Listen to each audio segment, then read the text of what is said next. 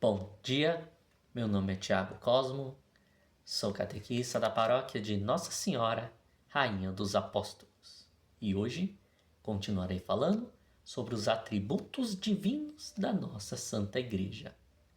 Falarei sobre a santidade da Igreja Católica. A nossa Igreja é santa, mas não apenas santa, ela é também santificadora, pois a santidade que Deus derramou sobre a Igreja não permanece presa à instituição apenas. Ela é uma graça de Deus que se espalha e passa para todos os membros desta Igreja. Isso faz com que pouco a pouco sejamos santificados pelo próprio Deus e pela nossa Igreja. Isso nos eleva a um posto diferente dos outros, nos tornando agraciados por Deus e membros do corpo místico de Cristo. E mais ainda, quando alcançarmos a plena santidade, nos tornamos bem-vindos no reino celeste do Pai. Isso é uma das características fundamentais da santidade da Igreja. Mas, de que forma isso ocorre? Como que a Igreja santifica os seus membros? A resposta é novamente ligada à unidade perfeita de Cristo, à união hipostática de Cristo, da divindade de Cristo, com a natureza humana da nossa Igreja. Essa união não se dá somente de forma geral, tornando a Igreja a instituição como santa, e nem está restrita apenas à influência do Espírito Santo para as decisões específicas do magistério.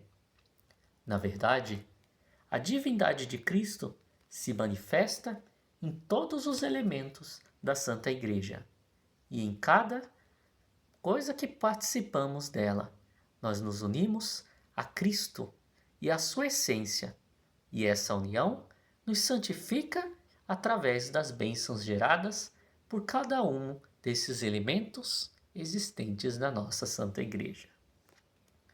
É também por causa dessa união que nós entendemos as doutrinas da nossa Santa Igreja Católica, pois cada uma dessas doutrinas podem ser explicadas através da união hipostática de Cristo, e também explica por que isso nos torna santos. Por exemplo, por que nós dizemos que o Papa governa de forma infalível? A resposta é porque quando o Papa toma decisões de fé e moral que afetam toda a Igreja Universal, ele não é o homem-papa que está tomando a decisão, mas a natureza humana do Papa naquele momento está unida à natureza divina de Cristo. E então, o próprio Cristo agindo através dele, está tomando essas decisões. Como Cristo é infalível, as decisões de Cristo são infalíveis. O mesmo também se aplica aos demais membros do clero. Quando o padre celebra a missa, ou quando ele perdoa pecados, não é o padre somente na natureza humana que está ali, mas a natureza humana do Padre está unida à natureza divina de Cristo, para fazer com que o próprio Cristo esteja presente, celebrando a missa, perdoando pecados e abençoando seu povo. Essa é a doutrina que nós chamamos in persona Christus. Outro exemplo é o magistério. Por que o magistério é infalível? Porque os bispos, reunidos em um concílio, estão unidos à natureza de Cristo, também in persona Christis. E nesse momento, o próprio Cristo está tomando as decisões do concílio. Então, novamente, Cristo é infalível, sendo Deus. Então, ele agindo pelo magistério se torna infalível. Outro exemplo. Por que nós podemos pedir intercessão aos santos? A Bíblia diz que Cristo é o único mediador entre Deus e os homens. Então, por que buscar os santos? Novamente, temos a união de Cristo. Assim como os padres, bispos e papas estão unidos à natureza divina de Cristo, estão em persona Christus, o mesmo pode-se dizer aos santos. Eles participam da sua intercessão, enquanto estão unidos a Deus. A união faz com que não exista várias mediações diferentes. Existe uma única mediação, a de Cristo para com o Pai. Porém, os santos estão unidos a Cristo e eles participam dessa única mediação, dessa única intercessão. Eles se tornam então intercessores, não porque possuem a mediação com o Pai, mas porque participam da mediação de Cristo. E nesse momento é Cristo que está agindo. Por isso, ao rezarmos a um santo, não estamos rezando aos santos especificamente, mas ao Pai por intermédio da participação dos santos. Outra questão são os sacramentos. Por que a Igreja Católica diz que os sacramentos são necessários para a salvação? Porque os sacramentos são efetivamente criam a união de Cristo com os membros da Igreja. É Ele que cria essa união hipostática.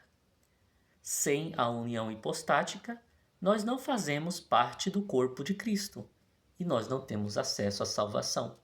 Então, ter um mecanismo que une os membros ao corpo principal de Cristo é necessário para acessar essa salvação que Cristo nos deu.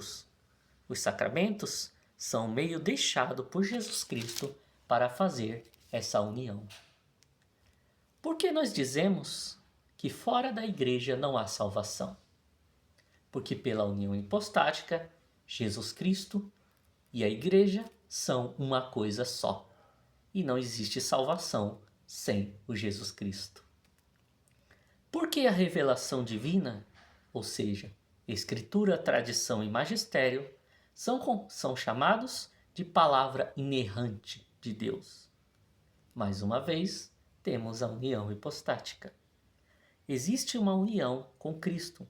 A palavra de Deus é o Verbo, e o Verbo é o Cristo, a palavra que se fez carne, o Verbo que se fez carne. Então, a palavra de Deus é o Cristo vivo. Então, novamente, Cristo é perfeito, inerrante. Então, sua palavra é perfeita e inerrante.